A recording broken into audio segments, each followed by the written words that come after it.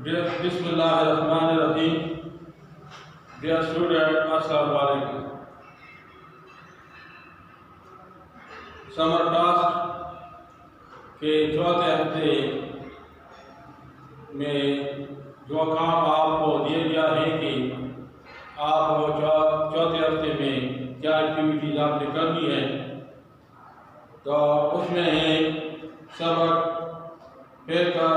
پیکر شجاعت captain colonel Sher Khan, اس کو آپ دوبارہ پڑھیں گے اور پھر اس سبق میں جو مشکل الفاظ ہیں اس کے معنی آپ اپنے کاپی پر لکھیں گی، اور مشق میں جو واحد کے جمع اور جمع کے واحد دیے گئے ہیں وہ لکھنا ہوگا، اور اس کے علاوہ والد صاحب کے نام امتحان میں کامیابی اور کتابوں کے لیے پیسے منگوانے کا خط یہ آپ نے لکھنا ہوگا.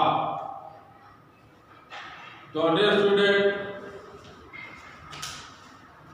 ہمارے پاکستان کی تاریخ، فوج کی تاریخ اور مجاہدین کی تاریخوں سے بڑی بڑی ہے. ہماری فوجی نوجوانوں نے ملک کی حفاظت کے لیے مختلف محاذوں پر مختلف قربانیاں دی ہیں، جن میں بعض کے نام قابل ذکر ہیں، جس طرح میجر علی بٹی، میجر طفیل شہید، راشد منہاس، نائب سوار محمد خان. تو اسی طرح بہت سارے فوجی حضرات ہیں، مجاہدین ہیں، جنہوں نے اپنے جانوں کے نذرانے پیش کیے اور ہمیشہ اپنے پیارے ملک پاکستان کی حفاظت کی. تو ان میں سے ایک جو ہے کیپٹن کرنل شیر خان شہید، جس کو پیکر شجاعت بھی کہا جاتا ہے. پیکر شجاعت کا معنی ہے بہادری کا مجسمہ. تو اس کے بارے میں آج ہم نے پڑھنا ہے کہ کرنل شیر خان کون تھے، کس علاقے سے اس کا تعلق تھا، اور کس طرح اس نے اپنے جان کا نذرانہ پیش کیا اور قوم کی، ملک کی حفاظت کے خاطر اپنی جان کی قربانی دی اور شہادت کے درجے پر فائز ہوئے. اور نشانی حیدر جو پاکستانی فوج کا سب سے بڑا اعزاز ہے، جو ابھی تک گنے چنے تقریباً 5 افسران کو یہ اعزاز ملا ہے.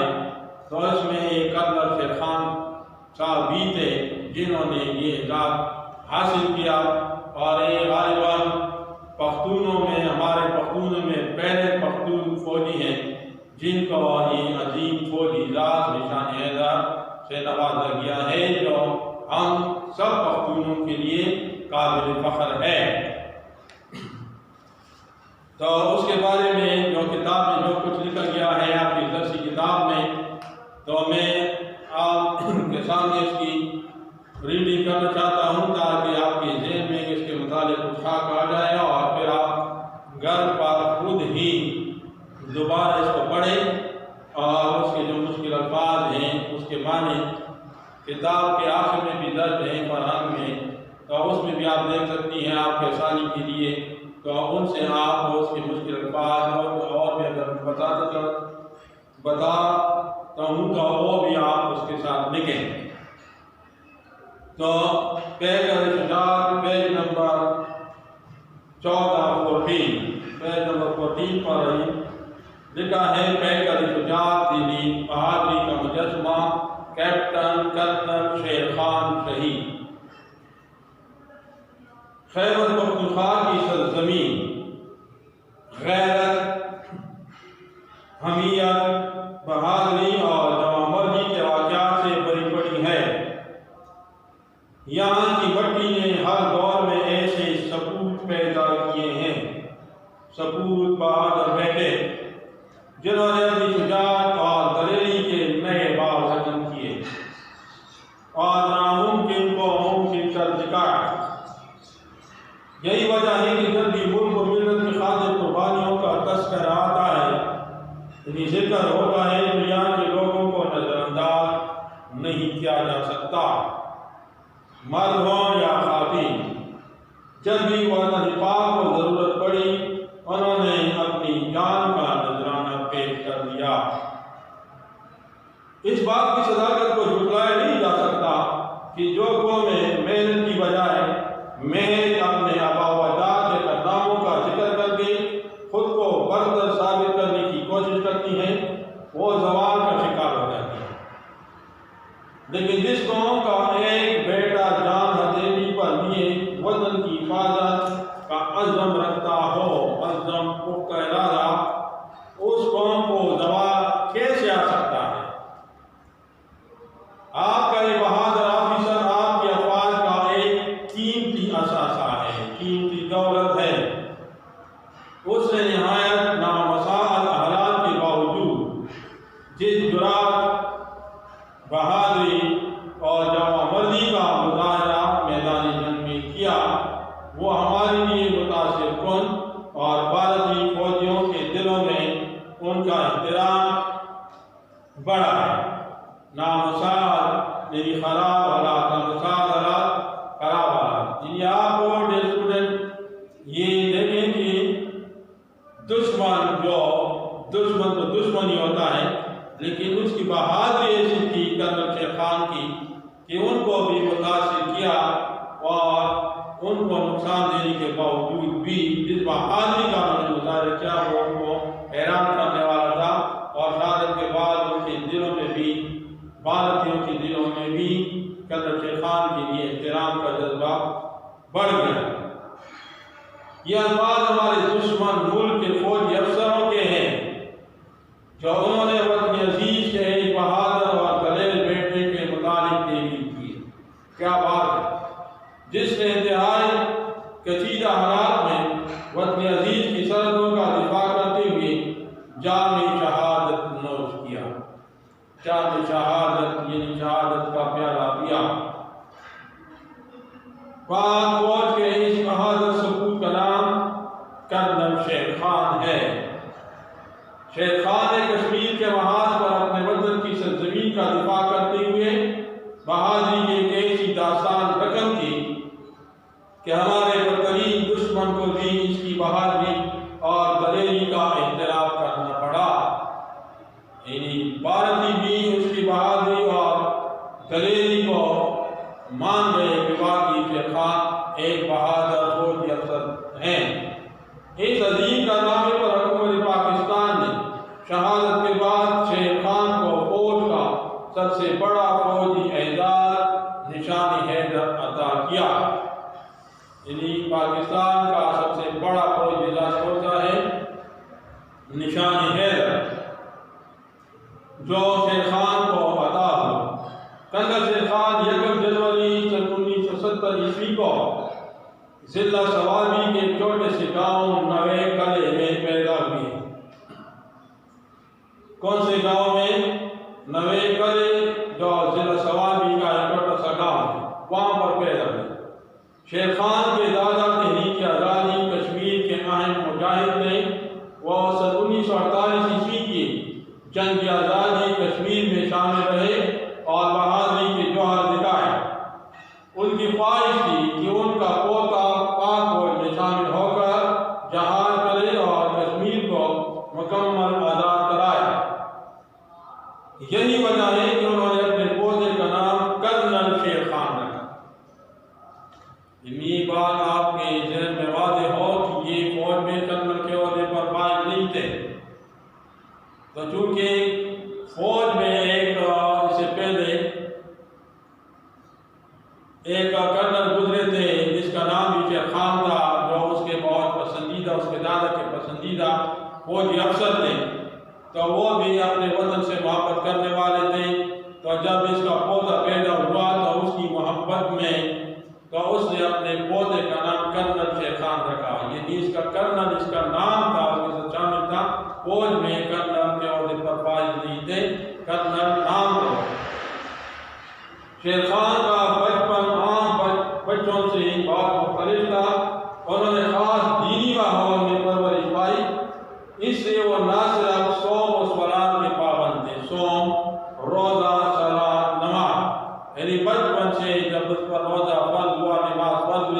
تو وہ بچپن سے روزہ بھی باقاعدگی سے رکھتے تھے، اگر فوج میں بھی تھے تو اور نماز بھی باقاعدگی سے ادا کرتے تھے، بلکہ وقت عزیز کی محبت ان کی رگ رگ میں رچی بسی تھی، یعنی اس کے رگ رگ میں اپنے وطن سے محبت تھی۔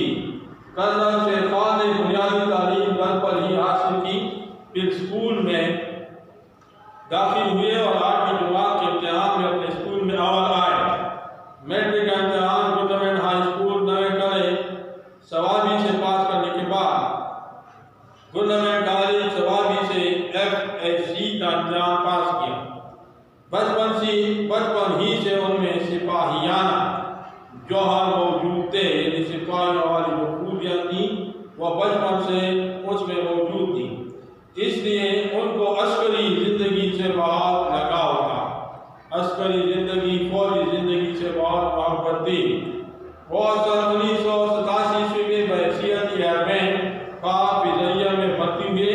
ابتدائی تعلیم مکمل کرنے کے بعد مزید تربیت کے لیے school of aeronautical Korangi Karachi چلے گئے، یہاں پر بھی خوب محنت سے تربیت حاصل کی اور اپنے محنت کے بلبوتے پر چیف آف اسٹاف ٹرافی حاصل کی، یعنی اپنے محنت کی وجہ سے بلبوتے بنیاد پر، اور دوسرے کورسوں میں بھی اعلیٰ کارکردگی کا مظاہرہ کرنے پر شاہین بچے کا خطاب حاصل کیا۔ کرنل شیر خان کے دل میں ایک عزم اور ولولہ تھا، جذبہ جوش اور جذبہ تھا جو ان کو ہر پل ہر لمحہ بے چین رکھتا تھا۔ اپنے عزم اور ارادوں کو عملی جامہ پہنانے کے لیے انہوں نے 12ویں فوج میں کمیشن حاصل کرنے کے لیے امتحان دیا۔ امتحان میں کامیابی حاصل کرنے کے بعد سن 1992 عیسوی میں شیر خان تربیت حاصل کرنے کے لیے پاکستان ملٹری اکیڈمی کاکو میں بٹوا چلے گئے۔ 2 سال تربیت مکمل کرنے کے بعد سن 1994 عیسوی میں شیر خان 2nd لیفٹیننٹ کی حیثیت سے پاک فوج کی سندھ ریجمنٹ میں شامل ہوئے۔ 1 جنوری سن 1998 عیسوی کو انہیں ناردرن لائٹ انفینٹری کے اس یونٹ میں بھیج دیا گیا جو کشمیر کے محاذ پر دشمن سے برسر پیکار تھی، یعنی جنگ میں مصروف تھی۔ لائن آف کنٹرول پر بھارتی فوج کی طرف سے بغیر کسی سبب کے پاکستانی علاقے پر گولہباری روزانہ کا معمول بن گیا تھا، یعنی آج بھی وہ اس طرح شرارتیں کرتے ہیں تو اس وقت بھی بھارتی فوج کی شرارتیں کرتے تھے اور روزانہ پاکستانی علاقوں پر گولہباری کرتے تھے۔ وطن کی سرحدوں کو دفاع کرنے کے لیے کرنل شیر خان نے خود کو رضاکارانہ طور پر پیش کیا تھا، اس لیے 2 سال کے لیے انہیں وہاں بھیج دیا گیا۔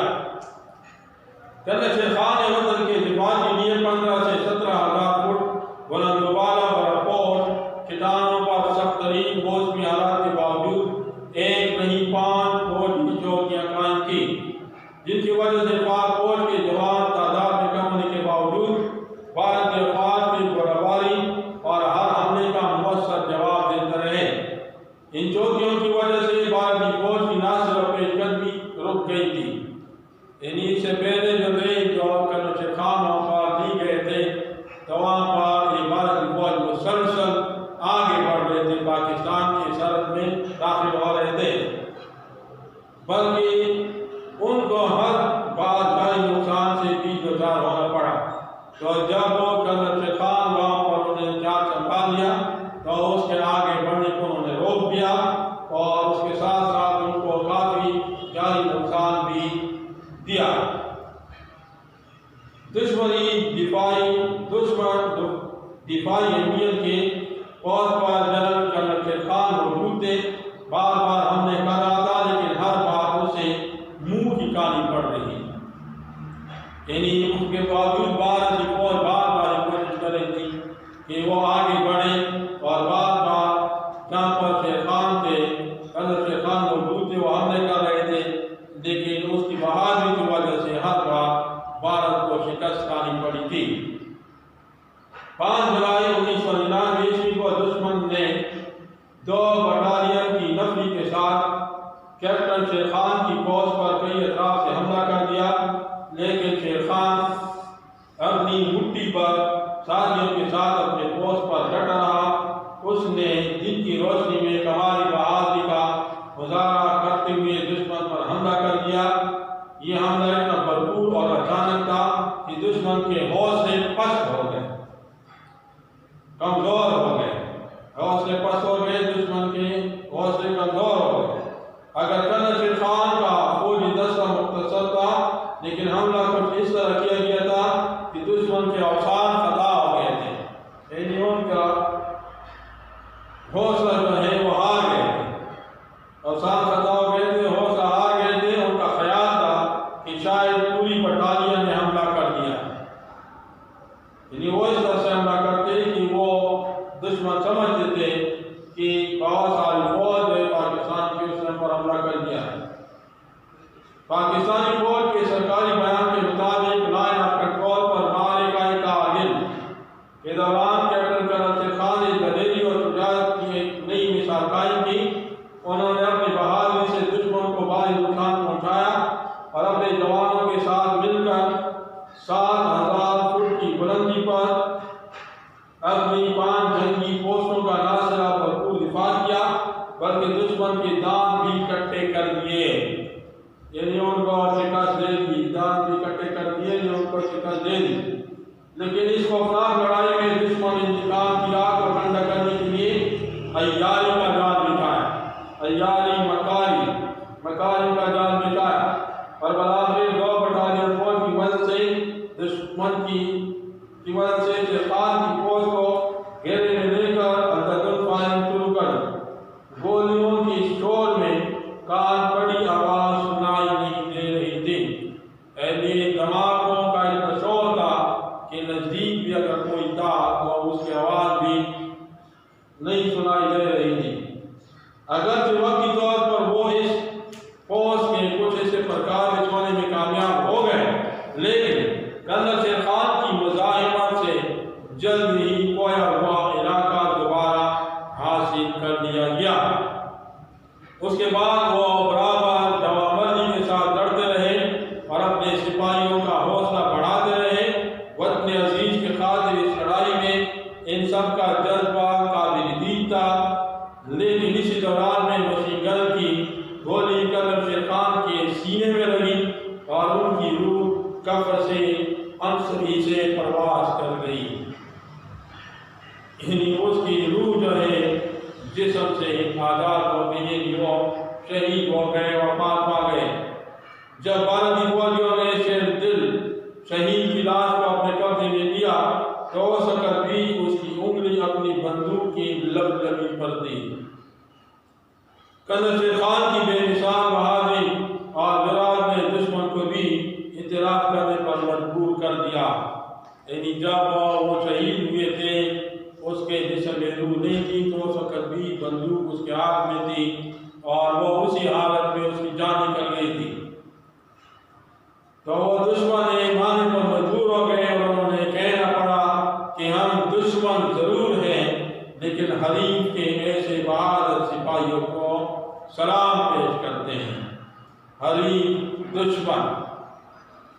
تو ڈیئر اسٹوڈنٹ، آپ نے سنا کہ کرنل شیر خان اپنی وطن سے کتنی محبت کرتے تھے اور وہ کتنے عظیم مسلمان تھے، پاکستانی تھے، اور جان جو سب کو پیاری ہوتی ہے اور ہم سب لوگ کہتے ہیں کہ جان ہے تو جہان ہے، لیکن جو اپنے وطن سے محبت کرتے ہیں، اپنے مذہب سے، دین سے محبت کرتے ہیں، تو وہ اللہ کی خوشنودی کو سب کچھ سمجھتے ہیں اور اپنے جوانی کی، اپنے جان کی پرواہ نہیں کرتے ہیں، اور پھر یہی لوگ جو ہوتے ہیں وہ دنیا کی تاریخ میں، مسلمان کی تاریخ میں، اسلام کی تاریخ میں ہمیشہ کے لیے زندہ ہو جاتے ہیں، ہمیشہ کے لیے زندہ رہتے ہیں۔ اور اللہ بھی فرماتا ہے کہ اللہ اپنے میرے راستے میں جہاد کرنے والے مردہ نہیں ہوتے ہیں بلکہ زندہ ہوتے ہیں، اور ہمیشہ کے لیے ان کو یاد رکھا جاتا ہے۔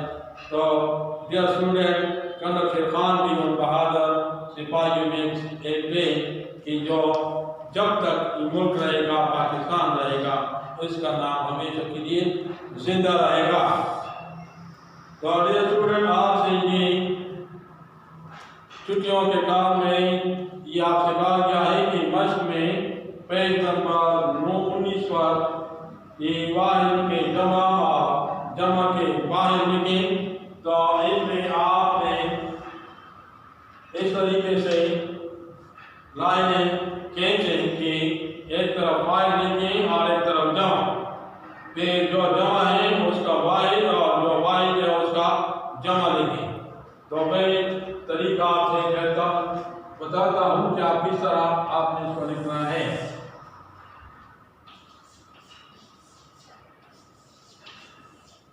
واحد اور جمع، تو واجہ جو ہے یہ کیا ہے؟ یہ جمع ہے، واحد نہیں ہے۔ آپ کو اس کا واحد لکھنا پڑے گا، تو آپ جمع آپ نے جمع کے خانے میں لکھنا۔ واقعہ، تو اس کے سامنے اس کا واحد ہے واقعہ، آپ خود لکھیں گے لیکن آپ کی رہنمائی کے لیے صرف میں آپ کو بتاتا ہوں۔ تو اس طرف ہے خاتون،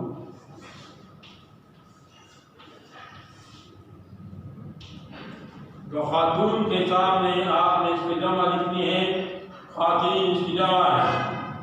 تو آگے ہے حالات، حالات جمع ہے اور اس کا واحد حالت ہے، آپ نے اس کو خود لکھنا ہے۔ فوج، واحد ہے اور اس کی جمع ہے افعال، لیکن آپ خود لکھیں گے۔ لفظ، واحد، اس کے سامنے جمع آپ نے خود لکھنا ہے۔ الفاظ، اس کی جمع ہے۔ عزم،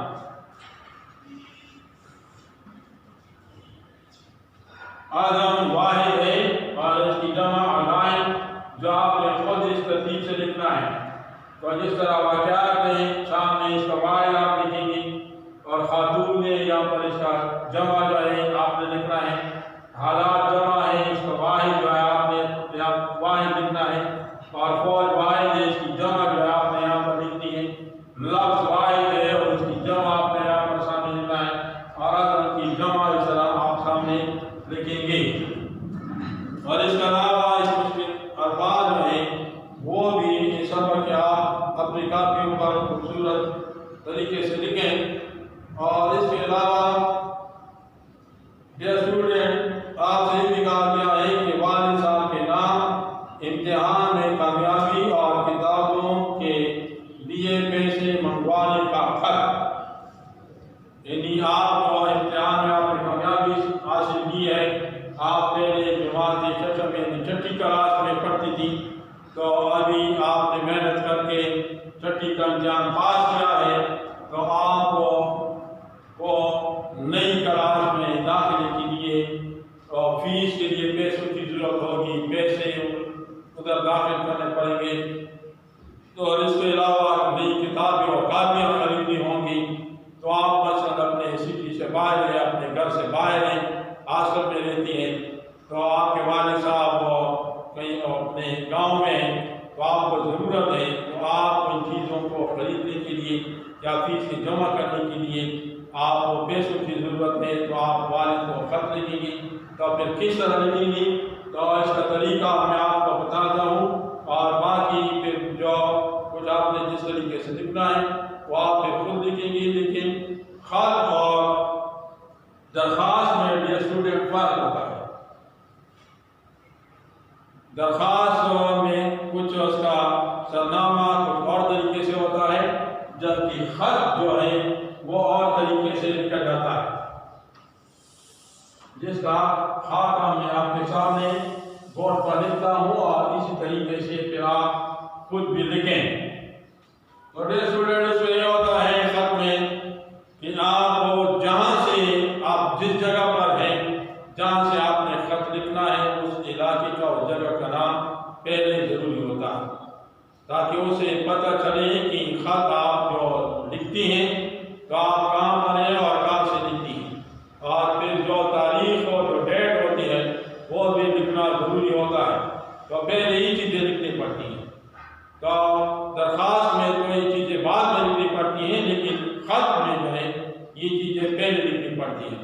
تو اس طرح کہ بس آپ لکھ رہی ہے کہ پہلے تو آپ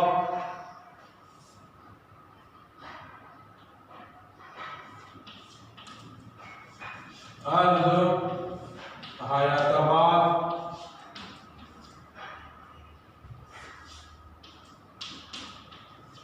پشاور.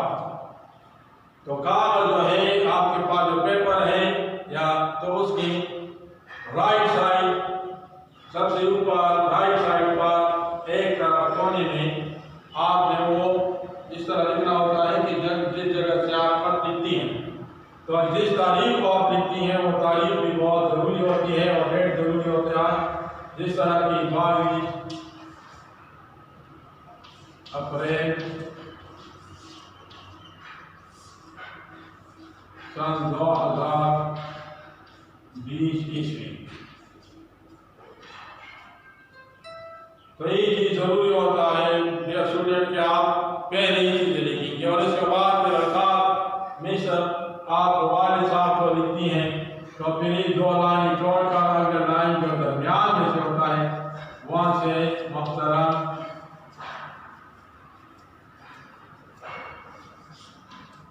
جناب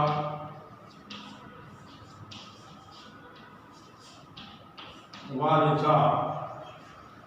تو ابھی یہ درمیان میں آپ اس طرح لکھنا ہوتا ہے اور پھر اس کے بعد السلام علیکم نیچے لائن.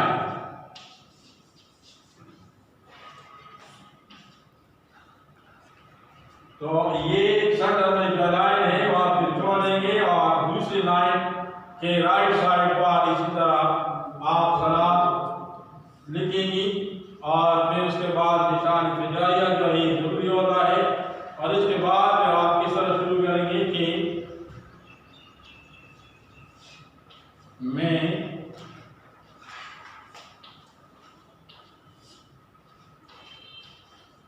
خیریت سے ہوں اور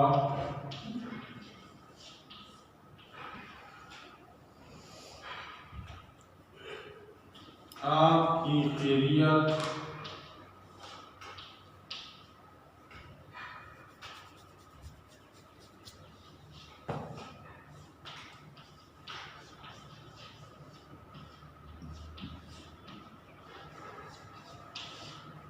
نیک مطلوب ہوں یا آپ کی خیریت نیک چاہتی ہوں یا آپ یہ بھی لکھ سکتی ہیں کہ میں خیریت سے ہوں اور امید رکھتی ہوں کہ آپ خیریت سے ہوں گے. تو جس طرح آپ لکھتی ہیں تو پھر اس کے بعد جو آپ شروع کرتی ہیں تو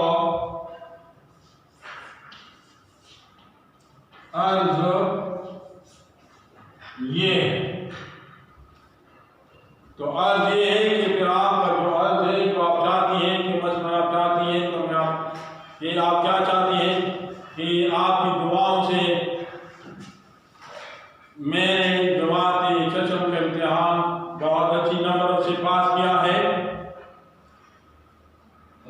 اور اب نئی کلاس میں داخلے کے لیے کتابوں کی ضرورت ہوگی اور کاپیاں خریدنی ہوگی اور اس کے علاوہ ایڈمیشن فیس اور ٹیوشن فیس بھی جمع کرنے ہوں گی.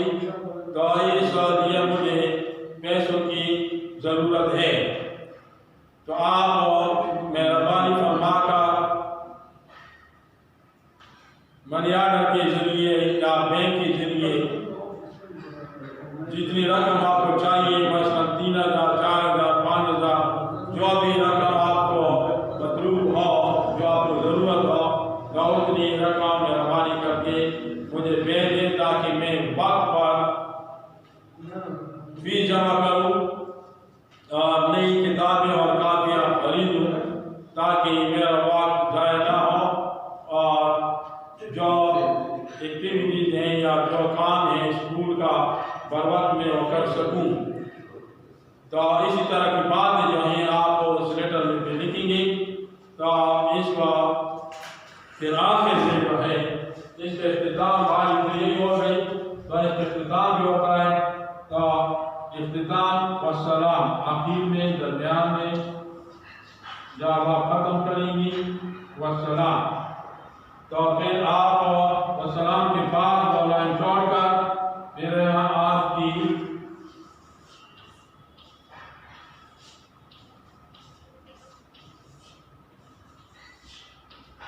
प्यारी बेटी तो जो आपका नाम है वो आप अपना नाम इसमें लिख देंगी। तो ये खास लिखने का तरीका है। तो इस तरीके से जो है आप वो स्टार्ट करेंगी और फिर दरमियान में अपने जो कुछ आपका डिमांड है जो आप वो लिखेंगी और फिर जब वो बात खत्म होंगी तो वस्सलाम, तो उसके बाद जो है सलाम के बाद आपकी प्यारी बेटी तो आपका अपना नाम, तो इस तरह जी आपका खत हो गया। तो उम्मीद रखता हूँ कि जो कुछ आपको बताया गया है उस पर आप अमल करेंगी और अपने जो ये दिन है वो ज़ाया नहीं करेंगी। और जब स्कूल इंशाअल्लाह खुलेगा तो आपका काम पहले चेक किया जाएगा कि आपने इस काम को किया है या नहीं किया है। तो अगले हफ्ते के लिए दोबारा हाजिर होऊंगा। तब तक के लिए खुदा हाफ़िज़।